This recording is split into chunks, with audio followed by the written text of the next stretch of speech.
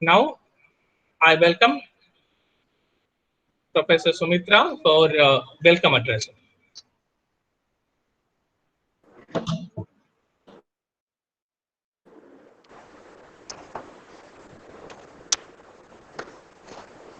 Good morning to all.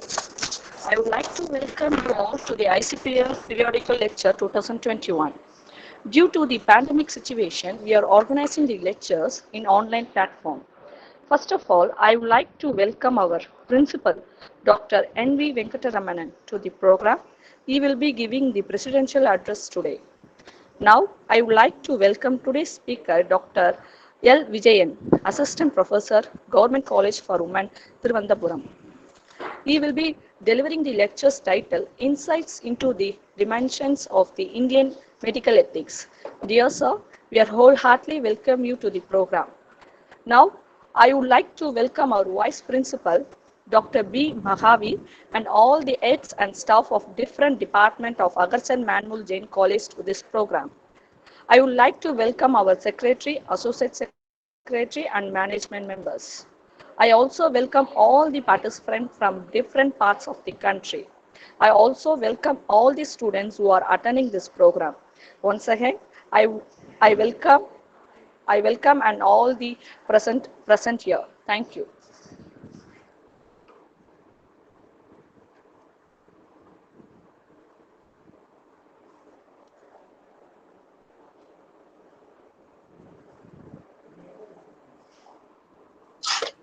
Now I request our beloved principal, Dr. N. Venkataraman, to address the gathering. I request him to present the presidential address.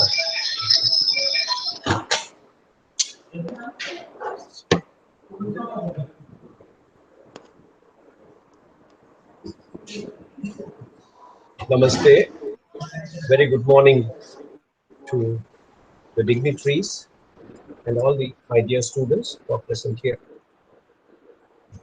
It's indeed a great pleasure to be here with you on this auspicious day.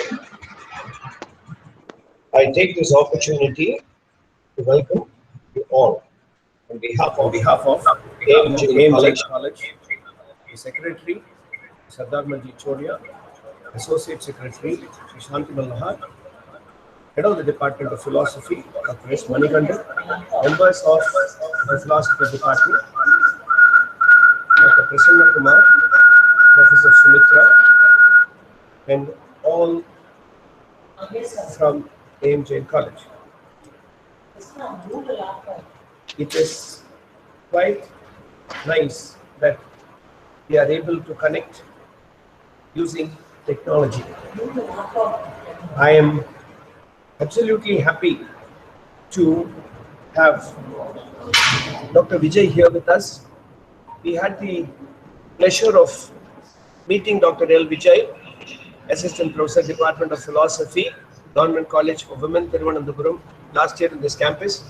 I still remember the kind words he had about our institution and the greenery around the campus. I can tell, sir, that after 1 year of lockdown, we are even more greener here in this campus today. My only regret today is I'm not able to see you physically with us in this campus. Thank you so much, and I will always cherish and remember the broad smile that you always have on your face. Thank you for being with us today, sir. And I think there's no other person other than you to talk about the medical ethics to the students today. I'm happy, sir, that you are here today. Thank you so much for consenting to be with us today. And it's always a pleasure. And I hope and pray that we associate ourselves more with you and with your esteemed institution. It also gives me great pleasure to welcome the speakers of tomorrow and day after tomorrow who will be with us. Dr. Amita Valmiki, Associate Professor and Head, Department of Philosophy, RJ College of Arts, Science and Commerce, Mumbai, who will be speaking on the topic Cinematic Realism, a Feminist Perspective. And of course, on 25th, Professor S. Paneerselvam, who was very closely associated with the philosophy department, was the General Secretary, Indian Philosophical Council, former professor and head Department of Philosophy, who will be speaking on 25th on the topic of Daya Krishna and J.N. Mohanty on tradition and modernity in Indian philosophy. I wouldn't like to stand between you, the audience, and the speaker. I once again welcome you all, and I hope and pray that the next 3 days goes off well. And thank you for being with us today. And it's my pleasure once again to welcome you all. Namaste. Thank you.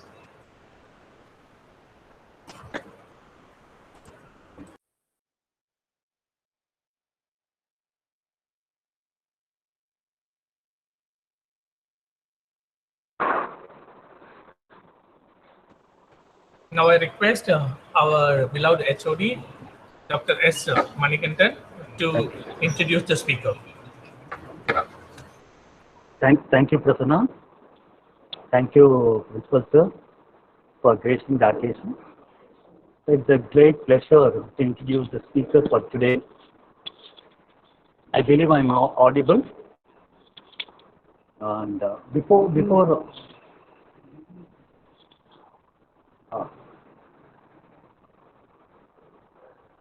I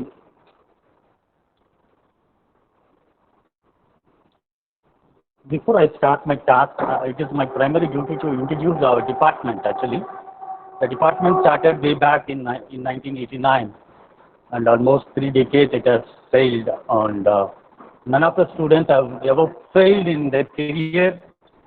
No, the department has produced a successful students so far. We have been training and giving all the skill sets to the students. We have been rearing only roaring tigers, and never the department has produced any parrots.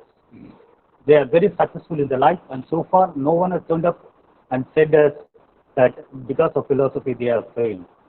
So that is the great thing, and I can proudly say that the entire South India, ours is the UG department, but the highest strength, our strength is almost 210 students who are pursuing in BA philosophy undergraduate. No, the college was established in 1952, but the philosophy department was started in 1989. Till now, we have been producing so many rank holders, and we are four members. As a team, not only a team, we work as a family members. Myself and Dr. Prasanna Kumar, Dr. Anantha Krishnan sir, and Professor Sumitra are there. We together work as family members here, and now it is my primary task to introduce the speaker of the day. Thanks, first of all, I extend my thanks to Professor Dr. L. Vijay for accepting our invitation, being with us, and Sir is Assistant Professor of Philosophy, Department of College Education, Government of Kerala. He has done his Bachelor's of Arts in Philosophy, and it secured a second rank, and in MA Philosophy he stood a third rank. And he has done his doctorate in philosophy from the University of Madras on the topic of consciousness, Shankara and Aurobindo, under the guidance of Dr. S. Pannirselvam sir, who is well known across the globe. No, Vijay and Prasanna will know that. And he has worked. He has a work experience of more than a decade. He has 12 years of work experience, both UG and PG teaching. And the subjects which he teaches for both undergraduate and postgraduates are aesthetics, political philosophy, Indian philosophy, informatics, modern Indian thought, and philosophy of Advaita, philosophy of mind, symbolic logic, modern moral problems, logic, language, and there are so many other subjects. And even he taught Gandhian philosophy, phenomenology, and existentialism for the MA philosophy students, MPhil students also. He is been appointed as a research guide right from 2014 onwards. Under him, he is guiding 5 research scholars under him now. and he is a member in various philosophical professional bodies, and he is a member in Board of Studies in Kerala University, and he is also a Board of Studies in Philosophy MG University Kottayam, and he is a member of Board of Studies in Philosophy Maharaja College Autonomous Ernakulam. And he has been other academic credentials or distinctions which I hold is from Kerala Public Service Commission. He is a resource person for the Kerala Public Service Commission, resource person for SCERT and SET, and he is also a resource person for Calicut University, Hyderabad Central University, Maharaja College and Ernakulam. And he has published a lot of articles. He has more than 50 articles in his referred journals, and he has attended more than 100 workshops and conferences. This is a brief introduction of Dr. Vijay. Now I welcome Dr. Vijay for this talk. Thank you for the opportunity. Thank you, Manikandan sir. I hope I'm audible. Yeah. Yeah. So at the outset, respected principal of A.M. Jain College, Chennai, Professor N. Venkatraman sir, the respected head of the Department of Philosophy of the college, Dr. S. Manikandan sir, my very good friend, Dr. Prasanna Kumar, Dr. Sumitra, Professor Ananthakrishnan sir, and the other members of the faculty of A.M. Jain College who have joined the ICPR lecture today online, and also the members of the management who have taken time out of their busy schedules to join this meeting today, and all the participants who have joined here from different parts of the globe. A hearty good morning to one and all. At the outset, I wish to express my sincere gratitude to the organizers of the ICPR Periodical Lecture Series 2021 of A.M. Jain College for inviting me to deliver the first lecture in the series. I express my gratitude, sincere gratitude to the organizers. As the principal noted, this is the second opportunity where I could present a paper, although in the online mode, this time due to the pandemic restrictions. So I thank each and every one for this opportunity. Now, I'll put it in presentation mode.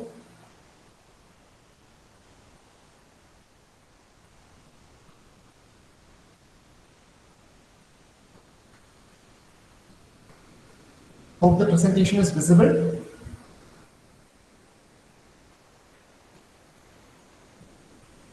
I hope. Yes, it is visible. Yes, it is visible. Okay. So basically,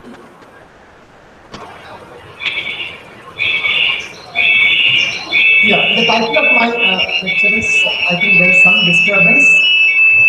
And the audio is, yeah, thank you very much. Okay. The title of my presentation is Insights into the Dimensions of Indian Medical Ethics. Now, the Indian Council of Philosophical Research has often emphasized on the need for bringing out ancient Indian knowledge and create an awareness about ancient Indian knowledge among the people present today.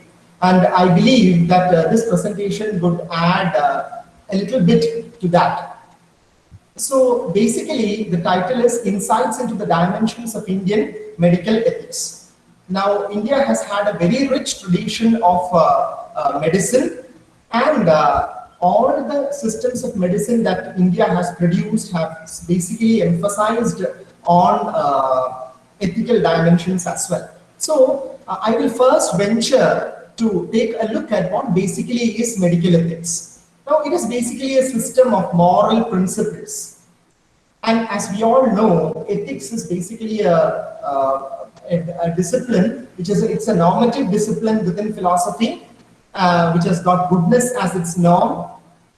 So it tells us how we ought to act or how we ought to behave. Okay, so it is basically a system of moral principles, and medical ethics basically refers to the values of the practice of clinical medicine related to scientific research.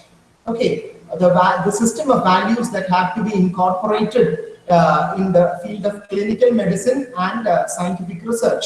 It guarantees quality care to the living as well as the non-living. So it has basically a holistic vision regarding reality. That is the reason why it gives equal importance to the living as well as the non-living. All the dimensions of existence have to be given due care according to the Indian systems of medicine. Now, there is a set of values that now the medical ethics produced in India basically refers to a set of values that professionals can refer to in the case of any confusion or conflict. Now, basically, this is a question that crops up in the minds of many individuals as why do we need a code of ethics in the context of medicine? Because as we embark upon the system of medicine or as we engage in the system of medicine, then we can very easily understand that it is not really a cakewalk. It is not a bed of roses. There are very difficult, challenging situations that may confront a medical professional. And in such situations, there has to be a set of principles that the medical professional can fall back upon. And it is here that medical ethics becomes important. So, it is of pivotal importance. It is of vital importance for the sustenance of the profession and also for taking the medical profession to its great heights. Okay, now it basically includes a set of values. Now, the important values that are the concern of medical ethics are the respect for autonomy, especially of the personality of the patient, the principle of non-maleficence. That is, at any cost, one should not do any harm to an individual during the practice of medicine. Then, do as much good as possible to the society at large, because the society, depends upon you for the betterment of its quality of living. So that there lies the principle of beneficence. And finally, the principle of justice, which is, of course, a very cardinal principle regarding the well-being of a society. So these are the fundamental values that are dealt with in medical ethics. Now, coming to the origin of medical ethics, see, as long as human civilization has existed in this planet, there have been systems of medicine in different civilizations, some very crude, some more sophisticated, because there are problems faced by the body and the mind, and they all have to be addressed. So systems of medicine have existed from time immemorial, and ever since the origin of the systems of medicine in different civilizations of the world, medical ethics has also existed. Because as I had mentioned earlier, during the course of the practice of medicine, one confronts very difficult and challenging situations wherein one has to fall back upon certain important values and principles to guide oneself in right conduct. But the formal use of the term medical ethics is quite recent in history. In the European history, it dates back to 1803 to Thomas Percival, and the ideas put forward by Thomas Percival in 1803 were later collected and modified and put in a very formal form in the Code of Ethics, which was adopted in 1847. Now, this Code of Ethics, which was first adopted in 1847, has had to undergo several modifications during the course of history.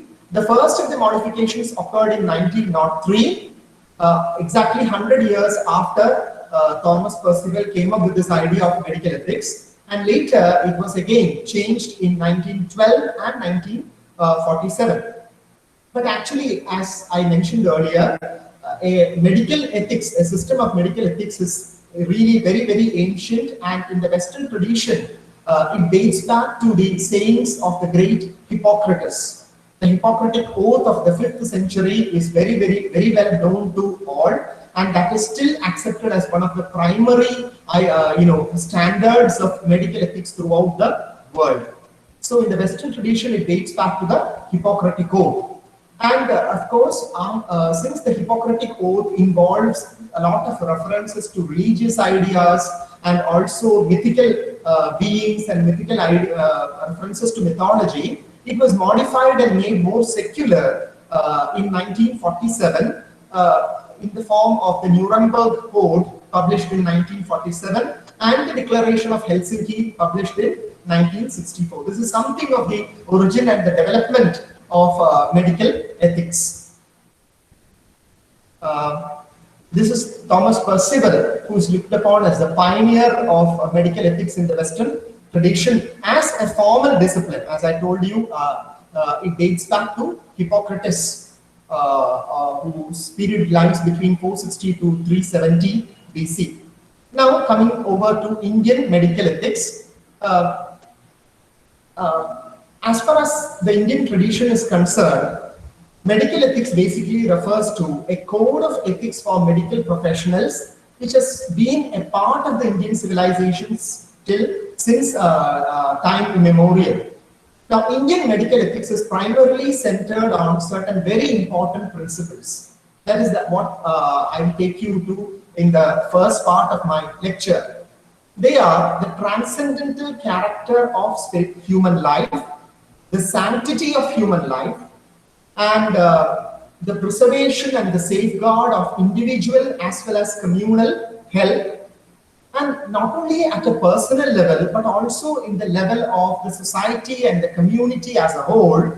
It aims at rectifying the imbalances in nature as well. So here we see the ecological concerns of Indian medical ethics, and also it aims at the repairing of states in one's life that threaten life and well-being. So these are the fundamental ideas on which Indian medical ethics is centered on. Now, this basically is a drawing from an ancient text which represents how deep was the knowledge of human anatomy among the people of India during the ancient times. Now, I'll take you to medical ethics in Ayurveda. Basically, Ayurveda believes in the idea of developing a kinship with all forms of life. Human beings are not seen as separate from nature or endowed to dominate and control nature, but they are seen as very much part and parcel of nature. So therefore, we can clearly discern what is called as an ecocentric perspective, a biocentric perspective in the Indian systems of medicine. Both the macrocosm and the microcosm, according to this tradition, have their origin in the Pancha Mahabhutas. That is the fundamental principle in the Indian medical tradition. Love of life is basically the dictum here. Now, there are four fundamental principles of Indian medical ethics. The first is what is called as self-love, which is basically related to the principle of autonomy. The love of others, which is the principle of justice.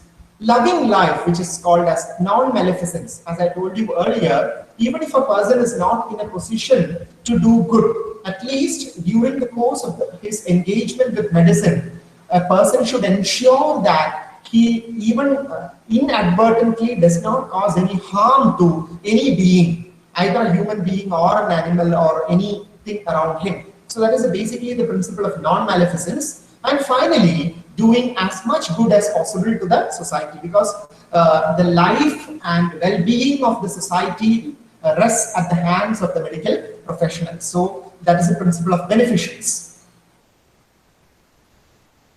Now, the physician, according to the Indian system of medicine, especially Ayurveda, is to be a person of virtuous personality. It is specified that he should be a dharmika purusha. And in the entire tradition of Ayurveda, the three fundamental or basic texts that speak about medical ethics. They are the Brihatrayi of Ayurveda itself, that is the Charaka Samhita, the Sushruta Samhita, and the Ashtanga Hridaya Samhita. They are basically called as the Brihatrayi of Ayurveda. Now, I will first discuss the ethics in the Charaka Samhita, which is one of the greatest and the most important texts in the tradition of medicine. Now, it is sometimes referred to also as the Agnivesha Samhita, and it comes from a great lineage of masters,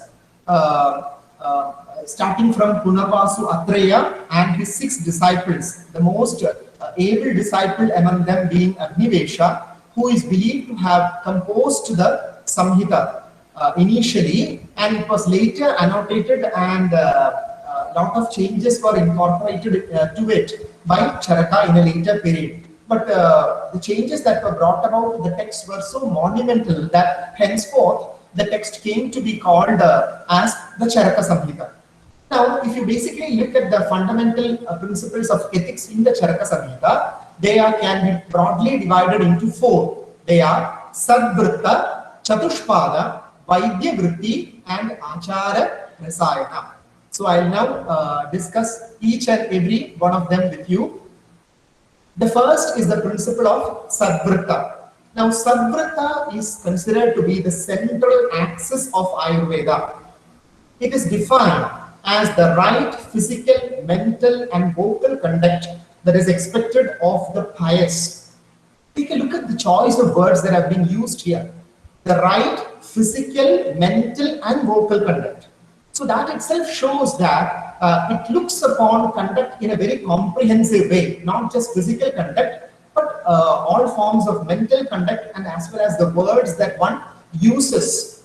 They are of equal importance. The entire Indian tradition has placed a lot of emphasis on the use of words, because Agni is believed to be the god of the word. So therefore, it should be used with utmost care. So Sadvritta basically says that a person who engages in the field of medicine is expected to perform in an ideal manner at the physical, the mental, and the vocal levels. And here it is expected of the pious, it is stated here. So that means that it is implicitly assumed that any practitioner of medicine is a person who is pious in nature, endowed with piety. So here we can see the transcendental dimension, the spiritual dimension of the personality that is necessary for the practitioner of medicine. Now, the aim here is to take both the physician and patient to the highest goal of self-realization. The Charaka Samhita says that the ultimate goal of human life is moksha, and both the physician as well as the patient, they are all human beings, and each and every human being has the same ultimate goal in human life, that is basically to attain to moksha or self-realization. And so therefore, right in the very beginning itself, we can see that a spiritual dimension has been given to the practice of medicine in Ayurveda. And when we go to the meaning of the word Ayur as it is used in the term Ayurveda, Ayur is explained in terms of a span of life determined by the period of the contact of the body along with the senses and mind with the soul, consciously seeking the ultimate good of life. So it speaks a lot about how a life should be. Now basically here it is said that it is a period where the body, the senses, and the mind come in contact with the soul. So the existence of the soul is basically implicitly assumed here. And the total functioning of the body, mind, and the soul is ultimately aimed at seeking the ultimate good of human life, that is moksha. So that is what is the the meaning that is carried by the term Ayur in Ayurveda.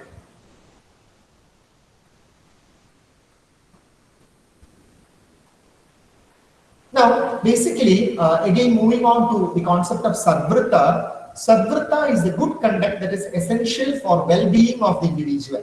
So the well-being of the individual can be ensured only if a person is ready to conduct himself in an ideal manner, according to Ayurveda. Now, what are the things that is expected as part of Sadvrita? One should worship God, one should worship the Guru, the elderly, remain cheerful, should donate and help the poor. Sadvrita also emphasizes on personal hygiene, abstinence from bad company and breaking rules, showing due respect to women, and it says that one who follows the code of conduct attains to virtue or dharma. So the code of conduct, following strictly the code of conduct, is essential for attaining to virtue or dharma.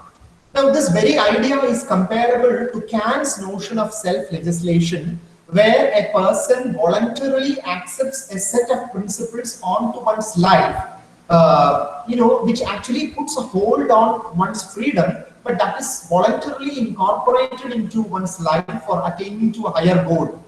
Okay, so this is the idea of how Sadvrita has been incorporated in the Indian tradition of medicine. Now let us take a look at the different dimensions of Sadvrita. It is basically seen as an ethical regimen, and there are 5 important dimensions to it. First is the good mental conduct, the good social conduct, good personal conduct, good moral conduct, and good religious conduct. So we can see a holistic picture of conduct that emerges in the idea of Sadvrita. Now, on the basis of this, Sadvrita itself has been classified into many.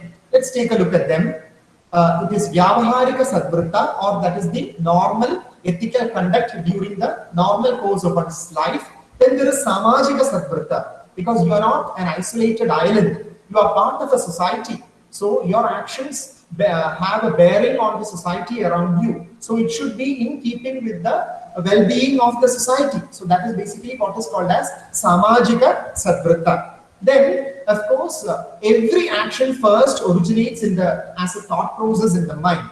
So therefore, it is very important to keep one's mind steady, balanced, and pure. And that is the dimension of Sadvrita, which is called as Manasika Sadvrita, or mental conduct. Then, of course, Dharmika Sadvrita. There should be a sense of righteousness, and all of one's actions should spring from that sense of righteousness. And that is basically the moral conduct, or the Dharmika Sadvrita. And finally, Sharirika Sadvrita, or physical conduct.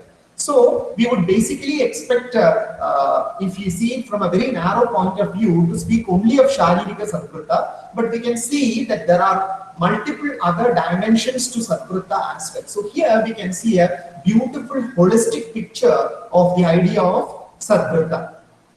Okay, now what are the principles that are basically specified in this notion of Sadvrita? Now it is broadly further classified into an ethical code of conduct, a social code, and a moral code. I'll quickly take you to the important ideas that are contained in it. In ethical code, we find always speak the truth, don't get addicted to sensory pleasures, have a positive attitude, don't harm anyone, control your passions, endeavor to speak pleasantly and be kind to everyone, be polite and courteous, meditate every day, be patient and observe self-control, share your knowledge with others, do good to oneself and society, and serve God and the elderly. It speaks a lot of the nature of human conduct. Now, going to the social conduct, talk politely and respectfully to the listener using appropriate words that benefit the self and the others. Never contradict the teacher even if he or she is angry. Never insult a person who is inferior to you. Don't be jealous of anyone. Help the poor. Be courteous to them. Undertake an activity after considering its long-term effects. Finally, to the moral code of conduct, avoid the company of bad people. Keep a balance between happy and unhappy conditions. Always try to forgive. Think of the betterment of all creatures. Help the poor, the underprivileged, or the deceased. Do good deeds. Contribute your wealth and energy for the betterment of society. So it is not just confined to the practice of medicine, but the entire course of action that is to be adopted by an individual who engages in the practice of medicine. Okay, let's move on to the next dimension of it, which is called as Chatushpada. As the word itself indicates, there are 4 dimensions of it. Now they are basically the 4 factors on which successful medical practice depends. What are they? There are 4 important stakeholders here. They are the physician, the medicines, the nurse, and the patient. So there should be a model code of conduct for each of them. Now this is unique because you may speak of the code of conduct for a medical professional like a physician or a nurse. But how about a medical code of conduct even for the patient? For the successful practice of medicine, it is advised that even the patient should follow an ideal code of conduct. So let's take a look at the different dimensions of Chatushpada. First, the physician should have a clear grasp of the theoretical content of the sciences. It is very important that one understands the theoretical dimensions of the sciences. Then, since it is something to do with practice, gaining a wide range of experience is as important as gaining a theoretical grasp of the theoretical content of the sciences. Then one should acquire dexterity or skill, because to do a procedure, one should have basically practical skill, and above all, one should practice cleanliness. So these are the important ideas that are expected of a physician. Now, the necessary qualities expected of medicines are, what are the qualities expected from a medicine which is to be used in Ayurveda? First, it should be abundantly available. We all know that most of the herbs that are used in the preparation of medicines in Ayurveda, they are the herbs which are seen abundantly all over the land, usually. In Malayalam, we call it as Kartijadi. That means it is usually plucked off by people as not worthy of anything, but there is really nothing in creation that is not worthy of anything. Most of these ordinary plants that we have in our garden around our house, they are all very, very good, and they are medically very, very important. So abundance is the first quality. Second is applicability. The capacity to apply them to different kinds of diseases. Then third again, multiple use and richness in efficacy.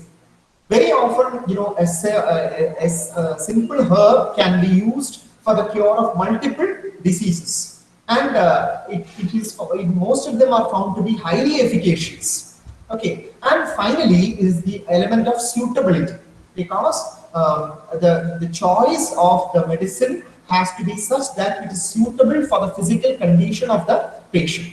If there is a particular dimension in the dimension of the medical condition of the patient, wherein a particular medicine is not suitable, one has to take a lot of care to avoid it.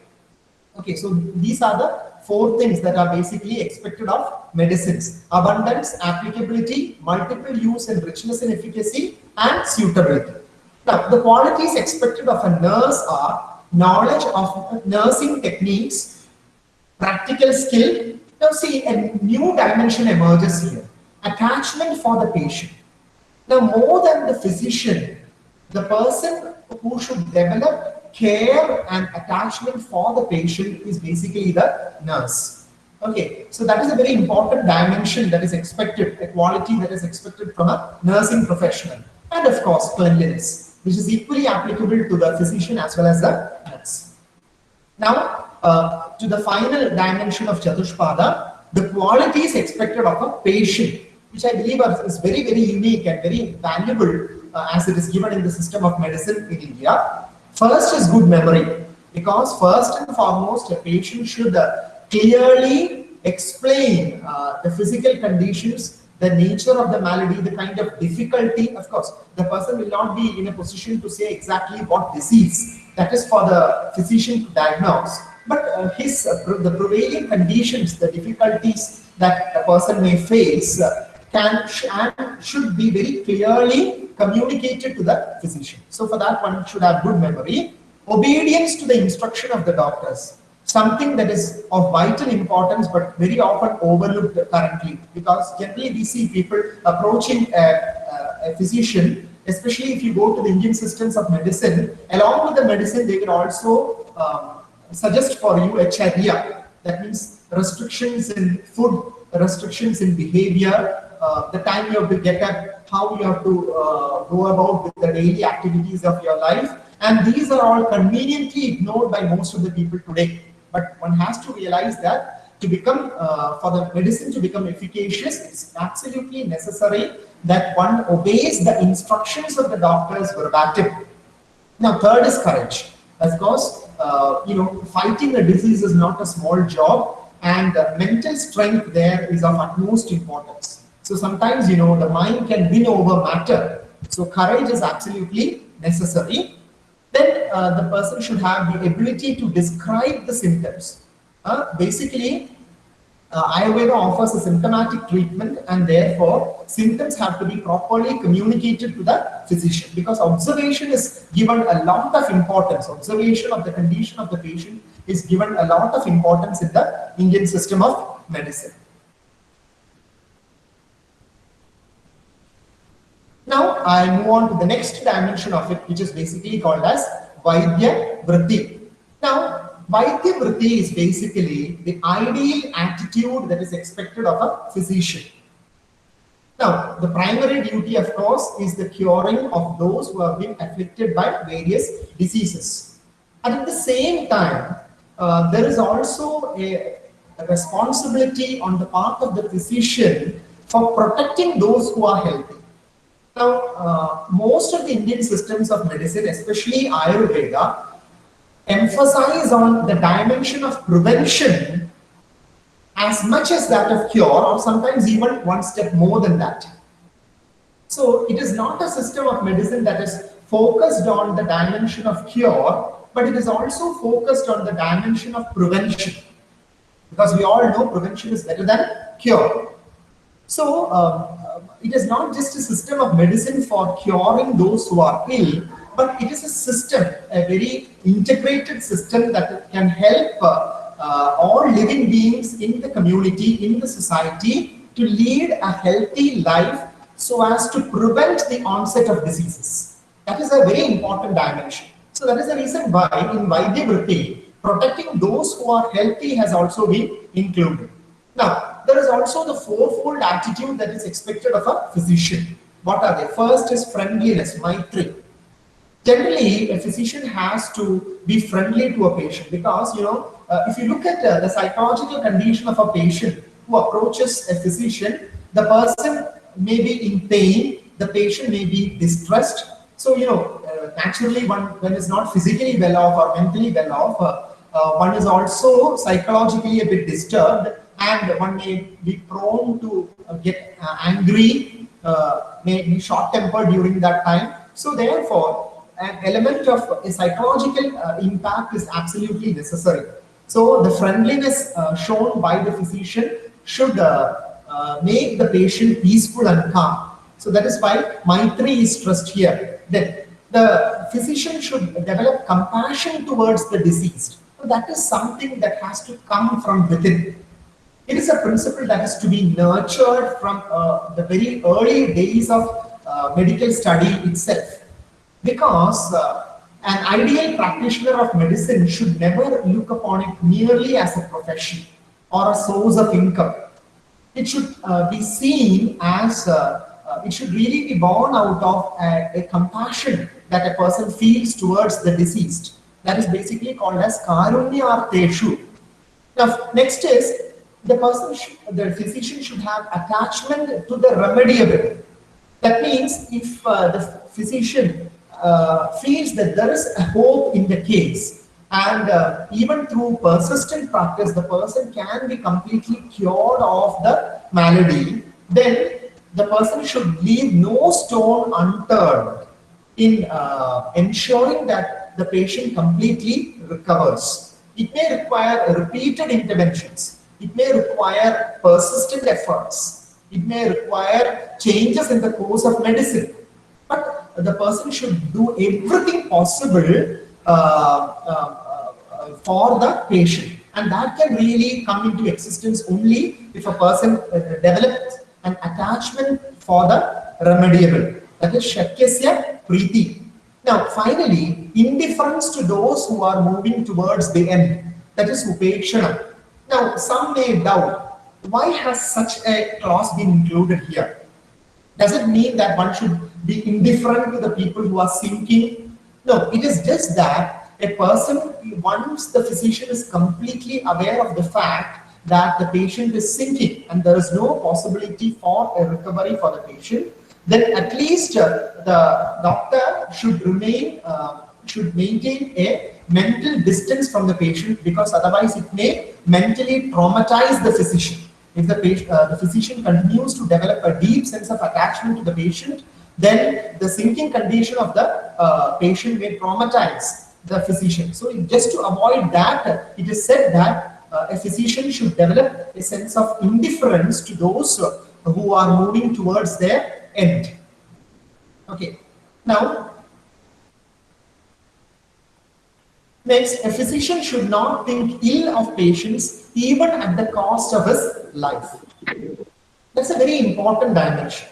That means, as we all know, the physician may react in a very bad manner to the patient may react in a very negative way to the physician. That is largely prompted by the insecurities faced by, the patient. The patient may be in pain, may be suffering, may be psychologically disturbed, may be quite anxious, and because of all these, the behavior of the patient may be far from ideal. But a physician should understand that dimension and should, even upon being insulted by the patient, should never harbor any ill feelings towards the patient. He should not approach other women nor others' property even in imagination. So the purity of mind of the physician is stressed here. Okay, even in imagination, in thought, word and deed, one should abstain from such practices. Now, these moral ideas resemble the Kantian idea that the patient should always be regarded as an end in itself and not as a means for an end. That's a very important principle in Indian medical ethics. A person is not a tool or instrument for you to understand something, to experiment on something, but a person is an end in itself. A person, the patient has moksha as his or her goal, as much as the physician or the nurse has moksha as his or her goal. So the patient is to be valued as an end in itself and never as a means for an end. That is a principle that is often repeated in many of the Indian medical texts. So that is a very important principle in Vaidya Vritti. Now, from that, we move on to the next principle, which is called as Achara Rasayana. Now, basically, what is this Achara Rasayana? You may have come across you may be familiar with the term Rasayana. But what is this Achara Rasayana? Of course, it is comprised of two words. Let's take the individual meaning. Achara refers to good conduct developed or acquired by, excuse me? Complete lockdown. Oh my God. Someone, can I continue with my talk? I believe. Okay. Please. Yeah, okay. So it is Achara basically refers to the good conduct developed or acquired by understanding the Shastras. Okay, so one should first learn all the Shastras and be ready to follow the instructions given in the Shastras verbatim. That is basically what is referred to as Achara. Rasayana is basically that which rejuvenates the body and the mind. That is why I told you that you may be familiar with a lot of Rasayanas that are there in the market. Okay, so the fundamental principle of a Rasayana is the rejuvenation of the body and the mind. And so together, if you take these two words together, the meaning of Achara Rasayana is the moral conduct and behavior which helps the rejuvenation of a person who follows it regularly. So any person who follows a model code of conduct, that person's life will be rejuvenated. It will be taken up. The person's life goes uphill as a result of it. And therein lies the importance of Acharya Rasayana. So it is only by following a model code of conduct in life that one can ever dream of coming up in life. That is an important idea that is suggested to the principle of Acharya Rasayana. So what are the principles of Acharya Rasayana? What are the constituents of Acharya Rasayana? They are truthfulness, freedom from anger, abstinence from alcohol, non-violence, peacefulness, pleasing speech, maintaining cleanliness, compassion,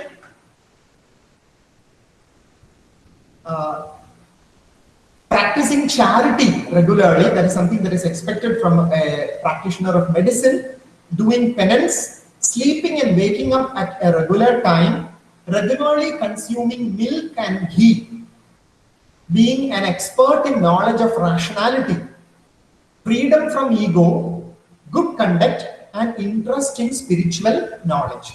So these are the important elements of Acharya Rasayana, as it is put forward by the medical text. Now, let us take a look at the important ethical teachings of the Ayurveda Acharyas. Now, the Acharyas say that he who follows the ethical code gains mastery over the senses and obtains a healthy body. So, from this statement, taken basically from the Charaka Samhita, it is absolutely clear on the great importance that was attached by the Acharyas to ethical code of conduct. Because it is very clearly stated that it is only the one who is determined to follow the ethical code of conduct who will successfully gain mastery over the senses and thereby obtain a healthy body. And as I have already told you, obtaining a healthy condition of living is considered to be far more important in the system of Ayurveda than the curing of diseases. Now, ethics is therefore a part of personal hygiene. Now, the system of Ayurveda admits the philosophical principle of the freedom of will. You are free to destine your course of destiny through your actions. Now, it does not preach renunciation. It's a very important idea because among sannyasa is hardly spoken of anywhere in the Ayurveda text. Okay, brahmacharya, garhastha, and to some extent vanaprastha is touched upon, but sannyasa is rarely referred to. So, does not basically believe in the principle of renunciation, living one's life in a manner that is most conducive to health, long life, and proper enjoyment is what is basically suggested by the Acharyas. Now, the great Acharya Vagbhata says in the Ashtanga Hridaya, man can attain long and healthy life, wealth and fame in this life, and glory after death by following the ethical code. So not only that, the Acharya says that a person can attain to a long and healthy life, attain to wealth. That is, all the Purusharthas are taken care of. That is basically what you can see here. Dharma, Artha, Kama, and Moksha. Okay, a person will become glorious in life, the name of the person will spread, and also even after death, the person's glory will continue to increase. That is what the Acharya says. Now, a physician must see that his is a blessed life, for he can be the cause of preserving the good life of a person. So, a physician or any practitioner of medicine should lead and try to lead an ideal life, because he should feel morally responsible, because the people around him are observing him, and many people regard a physician as a person of high stature, and we know that they generally imitate the actions of a person in high stature, as the Bhagavad Gita says, Yadyat acharati shreshtaha tattad evedaro janaha, as the Bhagavad Gita says. So therefore, a person, a physician, should be aware of that particular principle and should try to behave in an ideal way possible, feeling responsible that people around him, the society around him, is looking at him and evaluating the actions of the person. Never sell his skills to make a business out of it. The Acharyas, in one voice, they say that the knowledge of medicine is something that is sacred. It is not to be sold. Of course, you can get a remuneration for your work, but that does not mean that one should be so commercial that one is ready to compromise any ethical principle to gain money. See, observe the important words given by Charaka. I have highlighted them in red here.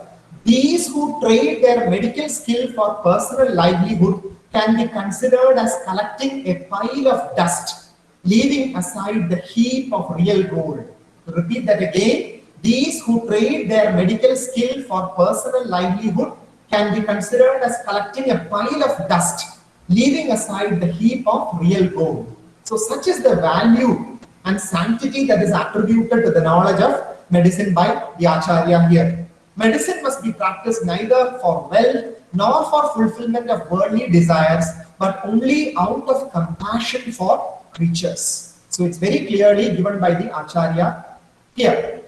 Now, Charaka did not forbid a physician from accepting a fee for service except from teachers, the sages, and the like. So there are a set of people who should be exempted from paying any kind of fees.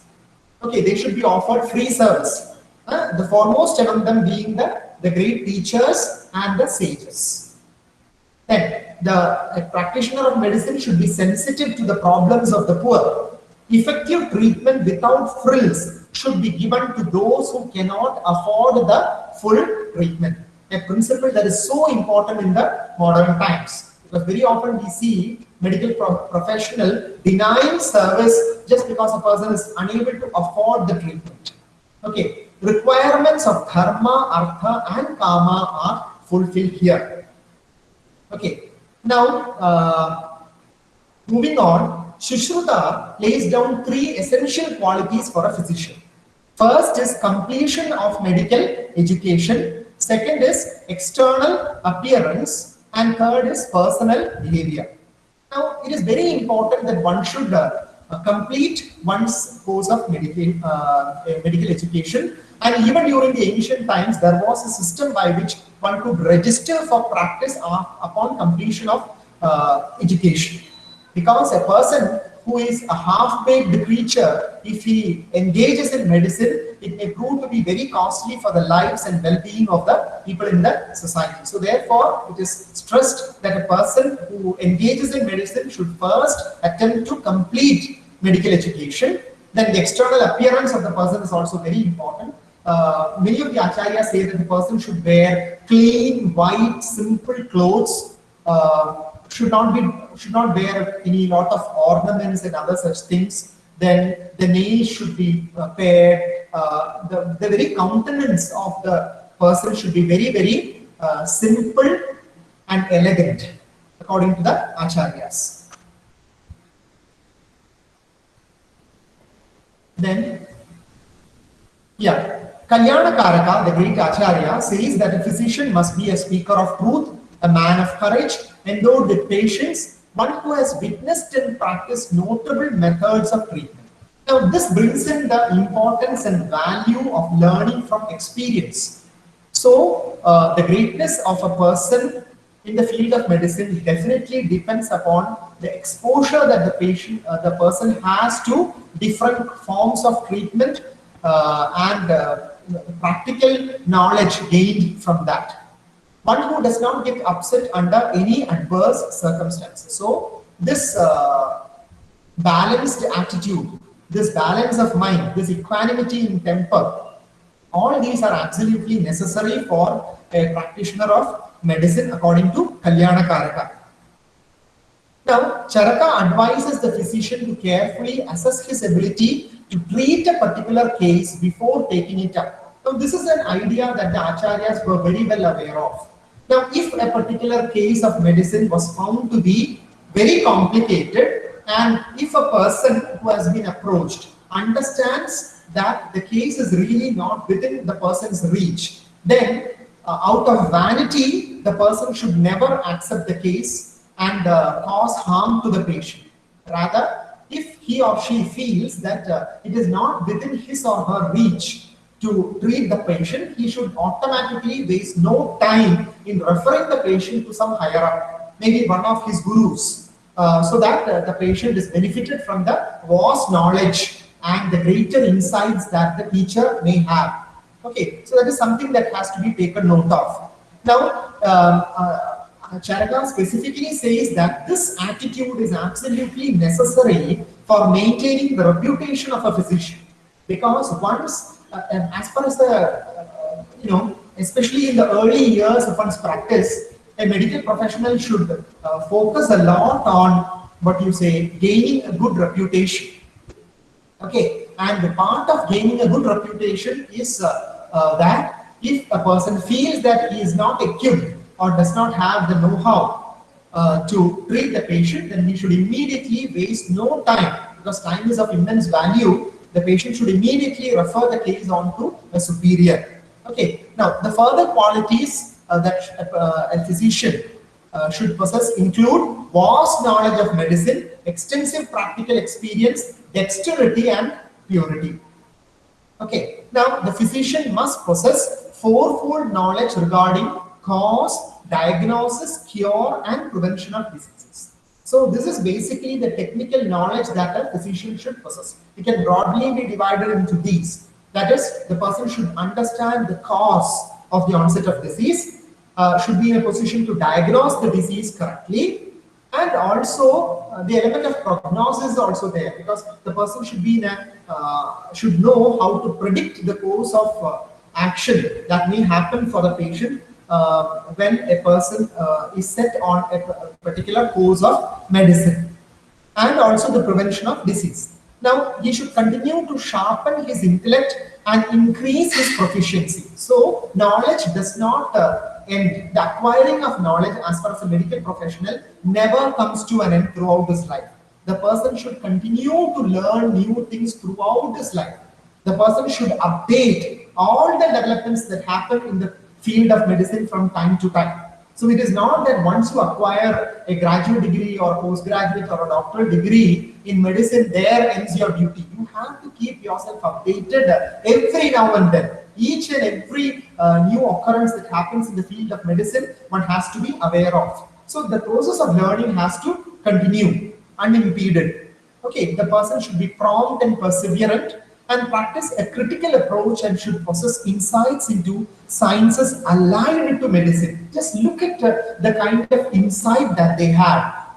So not only what you are learning, the scope of interdisciplinary study was also explored and understood. Its value was understood very well by the acharyas during the ancient times. That is why the acharyas say that the person should also try to learn the principles of, disciplines, sister disciplines associated with one's specialization.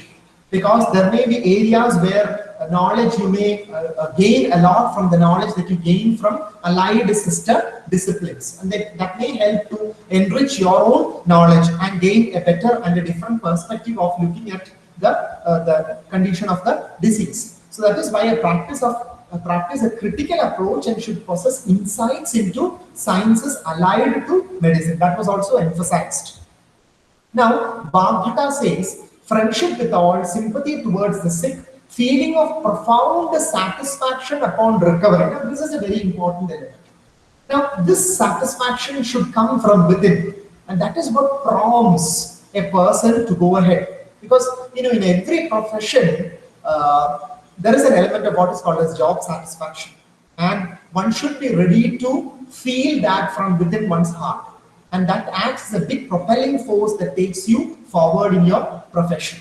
Okay, and overlooking even those who feel ill towards him are sufficient to fulfill the ethical requirements of a doctor. That is what Bhagavata says.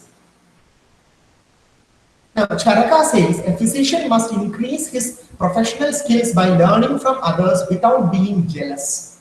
Now, this open-minded, ego-free attitude is also considered to be very, very important by the Acharya who has written the Charaka Samhita. Okay, so professional code of ethics is also important as part of the practice of medicine.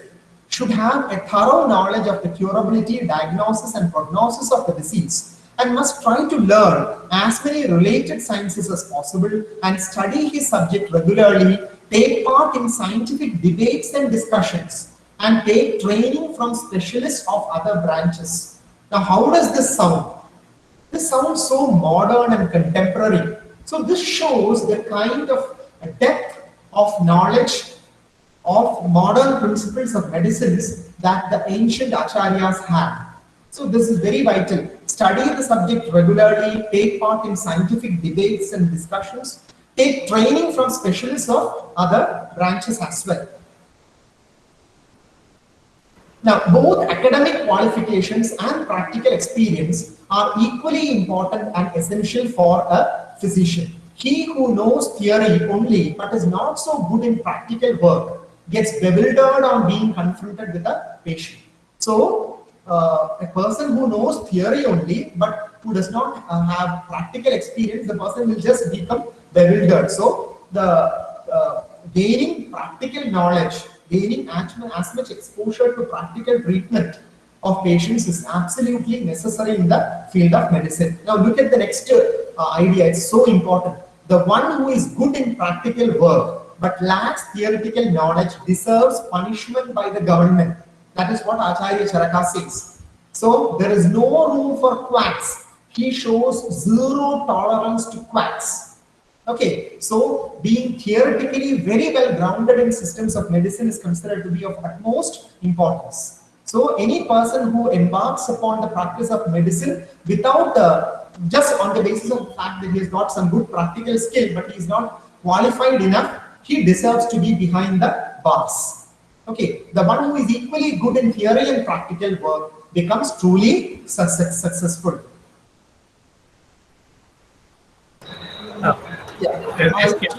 Yeah, sure. Yeah, I think I'm running out of time. Yeah, yes. I'll just take another 10 minutes. Yeah, definitely. Thank you, Dr. President. And I think I'm almost coming to the fag end of my presentation. So So I'll move on to the final principles of the doctor-patient relationship. There are 4 important principles here: the principle of paternalism, the principle of informed consent, the principle of confidentiality, and the principle of truth telling. Now, basically, paternalism is the idea which says that a person should look upon a patient like a child. And you know, in the idea of paternalism, the most important thing is that the doctor knows what is good for the patient, and therefore the right to take a decision, the right decision for the patient rests with the doctor. This is the basic idea of paternalism, and Indian systems of medicine, especially Ayurveda, is still largely very much paternalistic. Now, the principle of informed consent also plays a very important role in here, but paternalism overshadows informed consent in Ayurveda. I must say that. Now, see, basically, paternalism is an ethics of trust, and informed consent is an ethics of rights. And since there are increasing conflicts between the ethics of trust and ethics of rights, therefore, one should increasingly move from a principle of paternalism to that of informed consent. And a patient as a person has the right to be treated with human dignity. That is a central dictum of the idea of informed consent. Now, for every procedure that the patient undergoes, he or she should be offered an explanation of the problem and the possible solutions that he or she can, what possible solutions for it, and consent should be sought from the patient for before taking any kind of thing.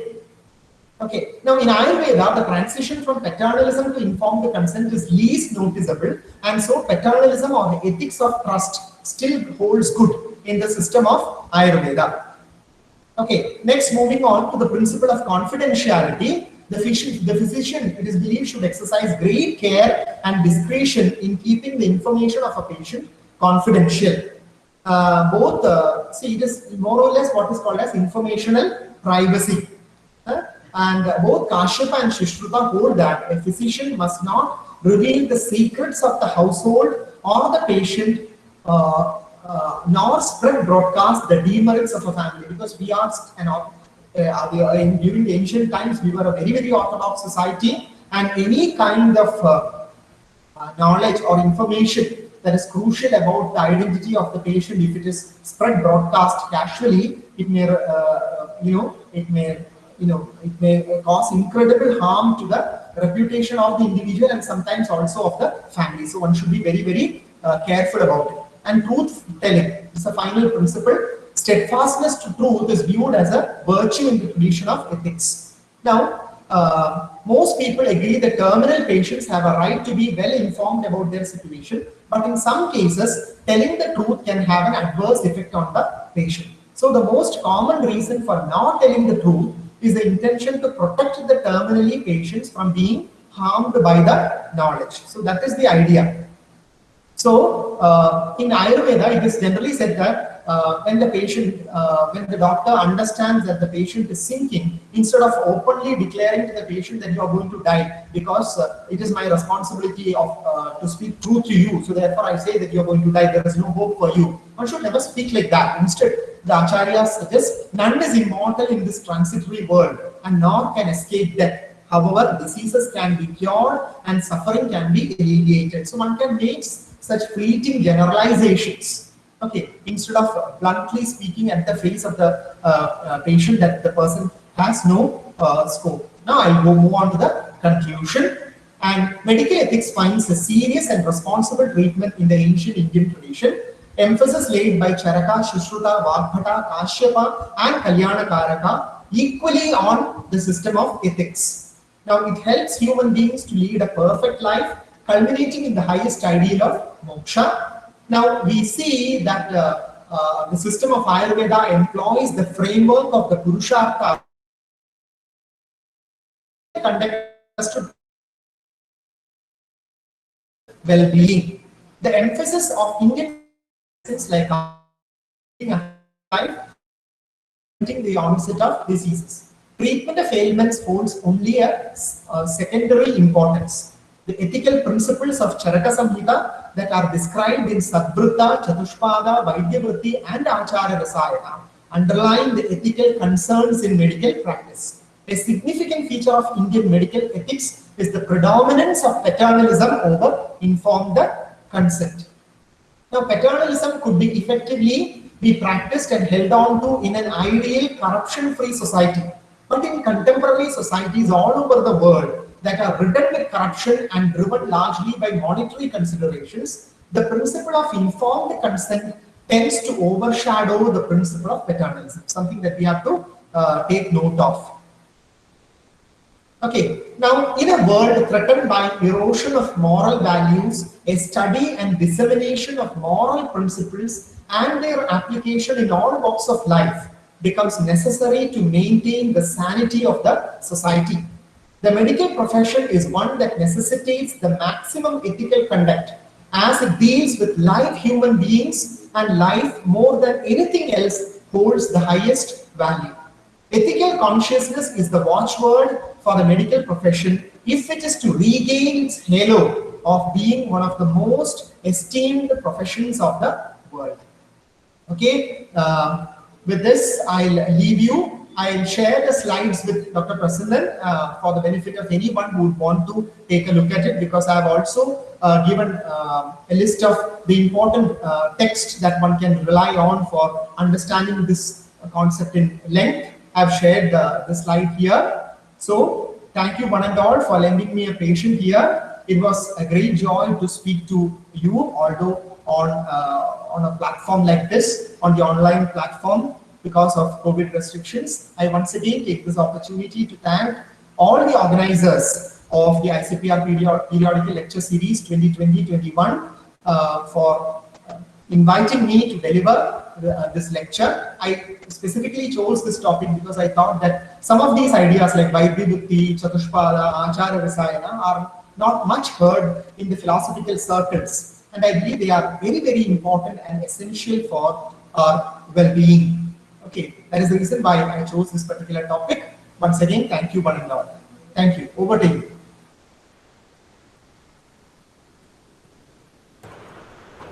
Thank you, Dr. Vijay. It was a very interesting talk. Before we go on to the question answer session, I request Dr. S. Anandakrishnan, the head of the Department of History, Engine College, to make a general comment on the talk. Dr. S. Anandakrishnan, sir. I think just now we listened to one of the fantastic and very creative lecture of Dr. L. Vijay. He is very close to all of us in the department, but that doesn't matter him from anything less than absolutely high academic acumen with precise nature of his particular address, with a classic PowerPoint presentation which any student can understand. And to begin with, to many of our students of the department, I just tell you that this Maruttuva Aram என்பது எவ்வளவு அவசியமோ என்பது அவ்வளோ அருமையாக இவர் விளக்கி உள்ளார். இவர் சக்கர சம்ஹிதா, சுஷ்ர சம்ஹிதா, ஆஸ்தேய ஹிருதயா மற்றும் அவர்கள் ஒரு மருத்துவர் எவ்வாறு குணங்களை வைத்துக் கொள்ள வேண்டும் என்றதை மிகவும் அற்புதமாக இந்த ஆயுர்வேதத்திலிருந்து எடுத்து கூறினார். அவர் கூறுகையில் உடம் மற்றும் மனம் அதன் அறம் எவ்வாறு ஒரு மனிதனை ஆக்குகிறது என்பதை மிகவும் அழகாக விளக்கினார். We are extremely thankful to you, sir, for being extremely good. And I have to tell you that some of the statements which you made in your PowerPoint is classic, like as an end in itself and not a means for an end, which is an absolute point for a doctor to consider. And then he who follows the ethical code gives mastery over the sense and obtains a healthy body. And when you are talking about the aim of the physician and a patient, and how beautiful were you that what are the ultimately when you say that I think it just not only applies to the practitioners of Ayurveda Acharya, but almost to all the practitioners of all kinds of medicines, whether it be Siddha or homeopathy or even allopathy. I think you have, even though focused on Ayurveda, it could be generalized to other branches of medicines. I mean, that has been your reach of this talk today. And we are extremely grateful to you that you were able to take your time off to talk to the whole Department of Philosophy of A.M. Jain College. And we are very grateful to the A.M. Jain College and the ICPR for giving a forum for this excellent session. So let me just, touch upon, you did touch upon this when you were talking about the conclusion. So I'm seeing in Chennai, there are so many Ayurvedic centers. So is this Ayurvedic center become a commercial entity going away from its ethical concepts, sir? This is what I wanted to ask you, sir. Thank you, Professor Anandakrishnan, for your kind words. You inspire me to go more ahead with this because I had actually been dealing with Indian systems of medicine and the dimensions of ethics for a few years now. And I also got an opportunity to interact with several practitioners in the field of Ayurveda and get some first-hand knowledge of what are the way things are practiced and what all ethical ideas are basically contained in that also. And I found that to be really, really, really inspiring. And that is what actually motivated me to take up this topic today. And of course, this issue of commercialization is so very important.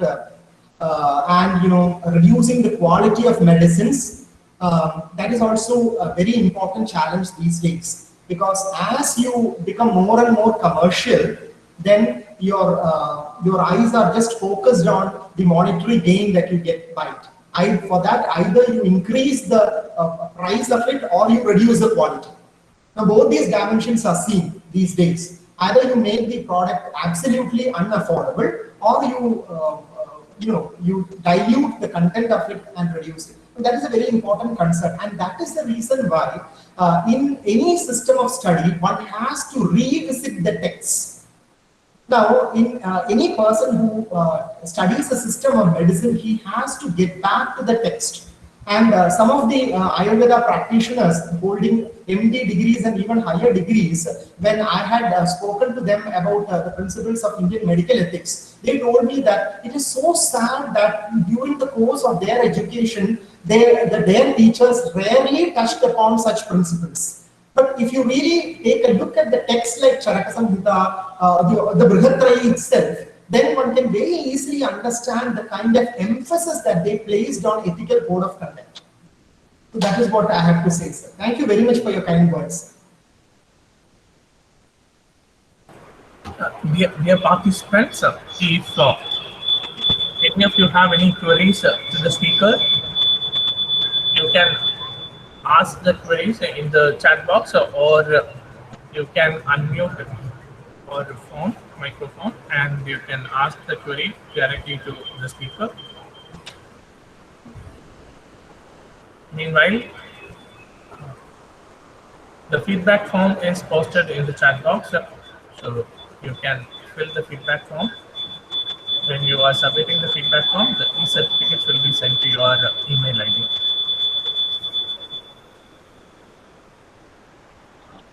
Thank you, Vijay. Yeah. Thank you, sir. I have a small clarification. Yeah, yes, sir. When you said that the aim of medicine is to prolong the life, the healthy life, simultaneously the spiritual aim is to have a moksha. Yeah. How to reconcile this with whether I have to aspire for a moksha or a healthy life? So they are actually not contradictory to each other, because ideally, as the acharyas represented this idea, if a person focuses on an ethical code of conduct during the course of his life, whatever be the occasion, be it medicine or any other thing that one practices, it is that is why we often refer to the divine as Mukti Bhukti Pradayini, like that. Bhukti as well as Mukti are to be provided. So one can lead a comfortable, good, healthy life and at the same time also attain to moksha.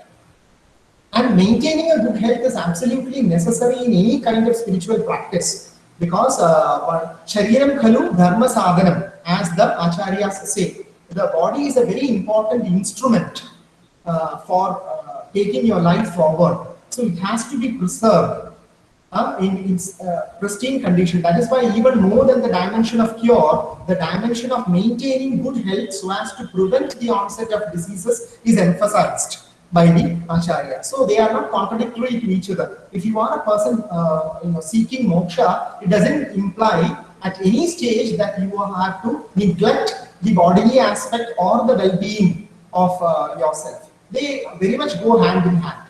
That is what I have to say. Thank you, sir. Thank you. Thank you.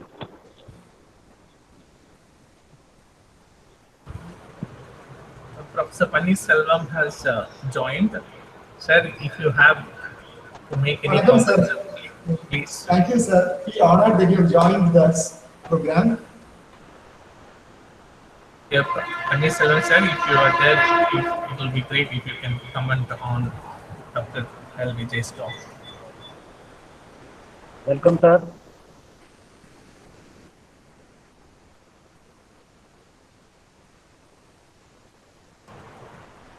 Any other participants, if they want to ask any questions, they can unmute their mic and they can ask directly to the speaker.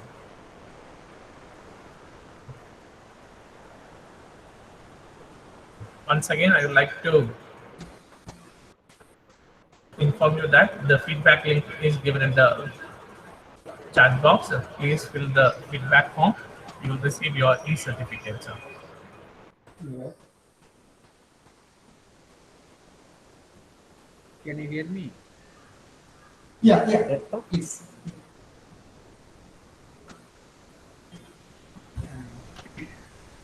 information is primary for information ethics, and health is also primary for the medical ethics. So what I personally feel that medical ethics is one of the emerging field in the applied philosophy and the social philosophy. And the thing is that even in the medical ethics also there are many issues are there we need to take into the consideration, like a mercy killing euthanasia, and the respect of the information of this patient, and what are the ethical and the moral code the doctor has to follow. And even in the context level also, how the doctor or the medical profession take a particular ethical decision in the particular any ethical and moral issue. So as a what to say, as a eminent speaker of this field, how do you feel, what kind of things is in the context level we have to deal the issue? Yeah, absolutely, sir. These are absolutely vital issues. They have to be defined, and many of these issues have actually been touched upon in the classical texts, especially the Brihatrayi. They have touched upon it. Even Kalyana Karaka, they have also touched upon issues like euthanasia, different kinds of, how a patient is to be treated when the patient is sinking. All these principles are there. They have all been there, and they are of vital importance, as you said. Anything else, sir?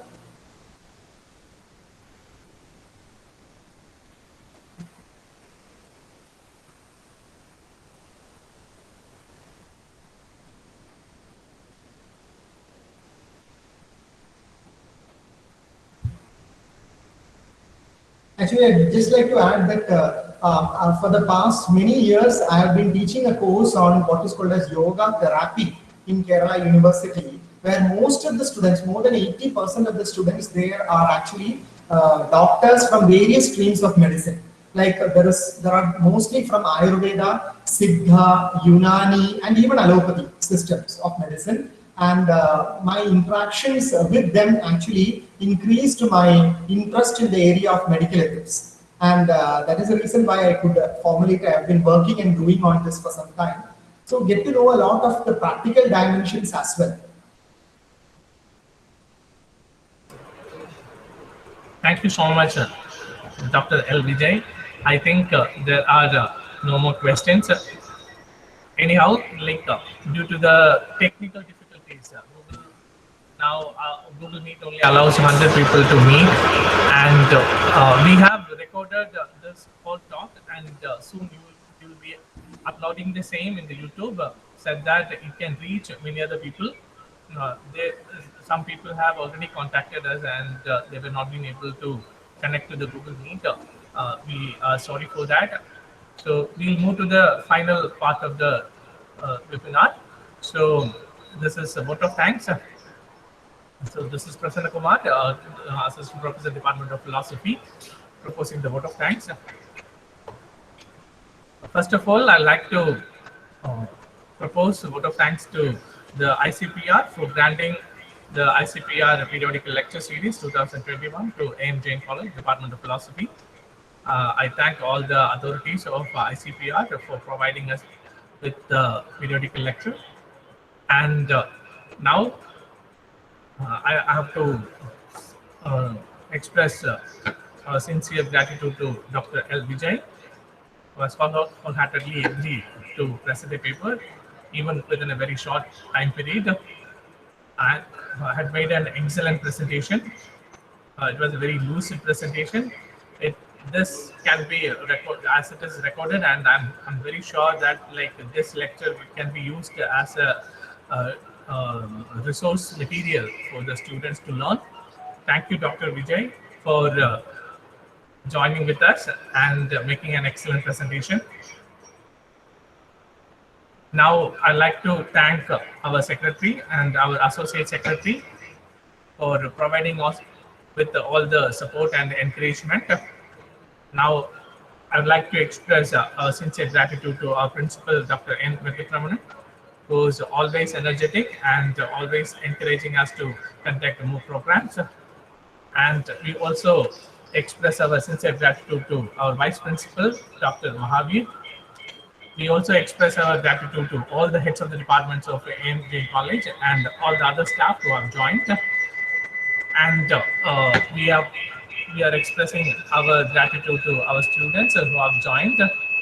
And we are also expressing our sincere gratitude to all the staff members who have joined from different departments.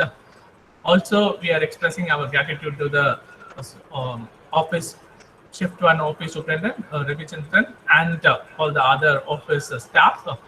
Also, we are expressing our sincere gratitude to Sangeeta Rajappa of Shift 2 and all the other Shift 2 staff members. We also express our gratitude to the computer lab assistants and all the staff. Thank you so much for your cooperation and encouragement and support.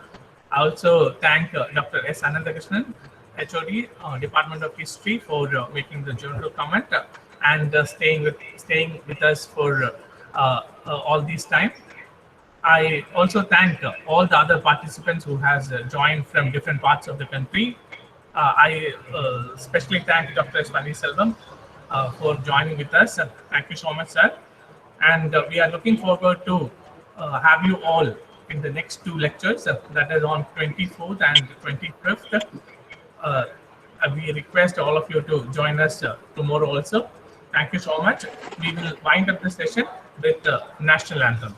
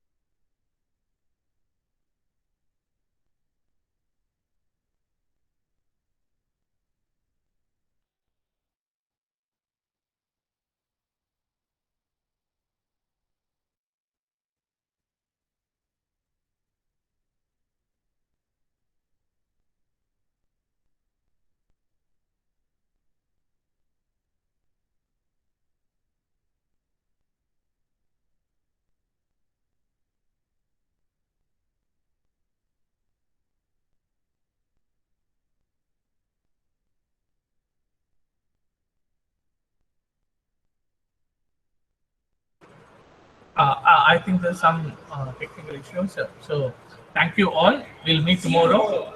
Thank you. Thank you so much for joining with us. Okay, thank you. Thank you very much for the opportunity. I leave now. Okay, bye. Thank you so much, sir. Thank you so much. Thank you so much, sir. Yeah, thanks. Yes, sir.